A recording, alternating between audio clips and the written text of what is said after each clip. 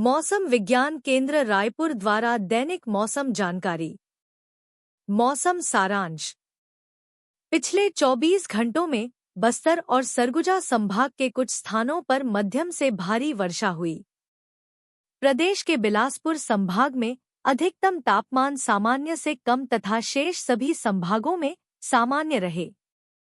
प्रदेश में सर्वाधिक अधिकतम तापमान 36.2 डिग्री सेल्सियस दुर्ग में तथा सबसे कम न्यूनतम तापमान 21.0 डिग्री सेल्सियस राजनांदगांव में दर्ज किया गया।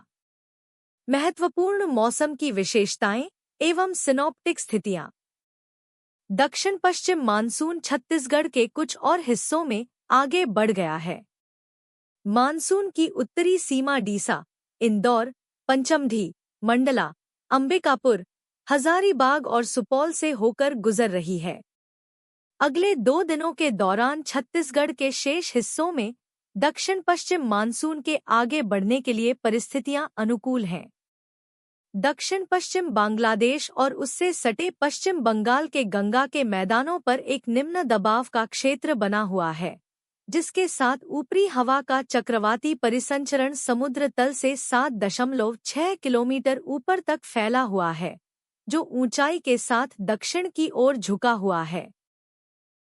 इसके धीरे धीरे पश्चिम उत्तर पश्चिम की ओर बढ़ने और अगले 24 घंटों के दौरान पश्चिम बंगाल के गंगा के मैदानों और आसपास के इलाकों में और अधिक स्पष्ट होने की संभावना है।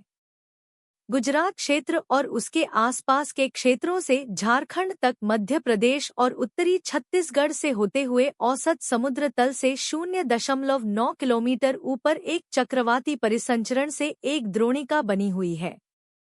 अगले 4 दिनों तक उत्तरी छत्तीसगढ़ के कुछ स्थानों पर भारी से अति भारी वर्षा होने की संभावना है।